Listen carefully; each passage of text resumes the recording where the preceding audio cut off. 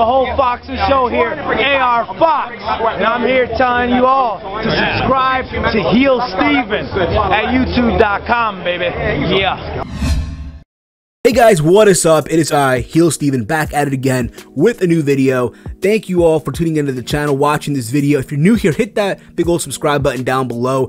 Give this video a big old thumbs up and share this video throughout your entire social media platforms, Facebook, Twitter, Tumblr, just to name a few. You can follow me on Twitter at Heel Steven, where I tweet throughout most of these shows: Raw, SmackDown, NXT, Impact, and of course the Mae Young Classic. Yesterday, I recorded episode 1's review of the very first round of the Mae Young Classic. It's up on the archive, so whenever you get a chance, go back and watch that review. As the title below says, this will be my review of episode number 2 of round 1 of the Mae Young Classic. I just finished watching this a couple hours ago, and I gotta say, overall, it's very good stuff here by the ladies here that WWE brought in for this tournament. But as always, guys, give me your comments down below, your thoughts on this tournament thus far. What do you like? Who do you see winning? And who's your favorite and all that? What match do you want to see at this tournament as it progresses?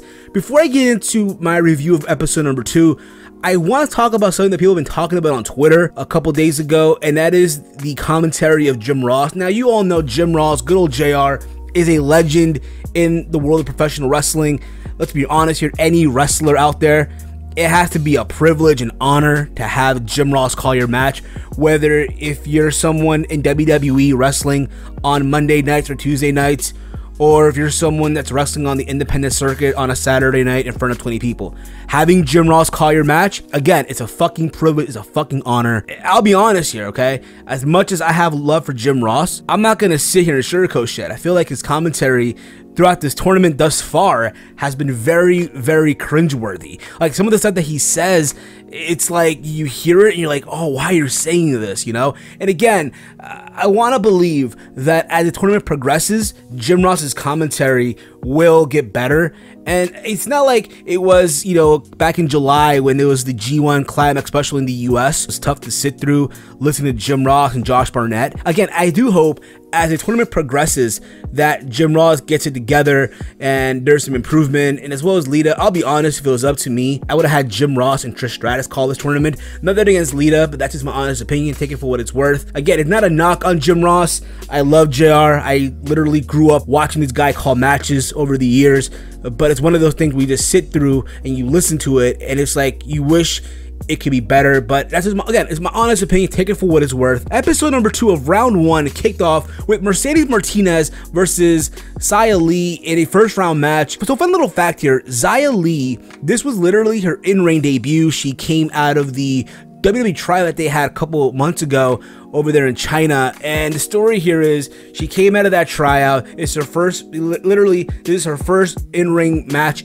ever, and the story is she's a martial artist. She's studied all the techniques of Chinese mixed martial arts, and she's going up against Mercedes Martinez, who's been a veteran, been literally everywhere. And the match for what it was, okay, I'll be very honest, I thought because Xia Li is someone that WWE signed, I would expect her to go over, because like I said yesterday in my review for episode 1, a lot of favorites that are in this tournament that we've seen from the independent circuit, that have a name, that have a following, a lot of them were already eliminated in the first round. So I was expecting someone like Xia Li, again, someone that WWE has signed, someone that you would think WWE have an investment in, actually go over here. The match for what it wasn't bad or anything. My only knock on the match, like near the end of the match, there was a 1 count. To me, in wrestling, when you have the 1 count, it's normally during the beginning of the match. But for what it was, Mercedes Martinez got the win with the submission, and she advances on to the next round. And then we had Rachel Evers, who we all know is Rachel Ellering, versus Marty Bell from Impact Wrestling, literally a couple years ago, part of the Dollhouse. I'm proud of Marty Bell,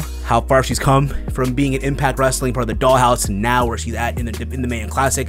Again, the match for what it was, a very good match. They told the story how Marty Bell from Dominican Republic, raised in New York City, where she's been, and Rachel Evers, how she had a history in powerlifting, professional wrestling, how her parents didn't want her to wrestle at first until she finished college. And the match for what it was a very good back and forth match, and Rachel Evers got the win to my surprise. End of the day, I'm proud of both women here, especially Marty Bell, to see how far she's come. And I'll be honest, a part of me wishes that WWE ends up signing Marty Bell That's just my honest opinion, of course, take it for what it's worth. And then after this, we had Rhea Ripley versus Miranda Salinas. The story here was, hey, here's Rhea Ripley, who's from Australia. She had a soccer background. Miranda Salinas from Houston, Texas. She was trained by Booker T. And what I liked about this match was Miranda Salinas, for someone of her stature, she wasn't afraid to take a hit. And when it was all said and done, Rhea Ripley here, with the kick to the head and then a full Nelson Slam, got the win. And she advanced on to the next one. Then we had the main event, Mae Young versus Sarah Logan, which I thought overall was an amazing match, just back and forth.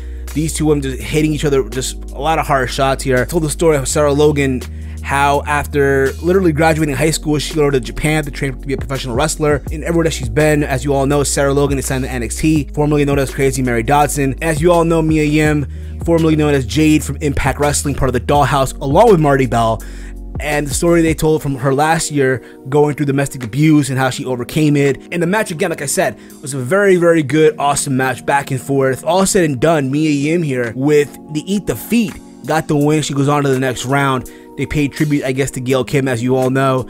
In Impact Wrestling, Mae Young was supposed to be like the next Gail Kim, but you all know how that ended up being. But I'll say this overall, you know, again, a very good episode 2 for round number 1. And like I said earlier, part of me wishes they end up signing someone like Marty Bell. And hell, even Mae Young, you know? Drop me your comments down below your thoughts on episode number 2. And I can't wait to recap episode number 3, which I'll be doing tomorrow. Later on in the day, I'll have my NXT review up. So make sure you come back to the channel to watch that video as well. Follow me on Twitter at HeelSteven. Make sure you like all my videos. And as always, hate, comment, and subscribe. And remember, on this channel, it's wrestling and whatever.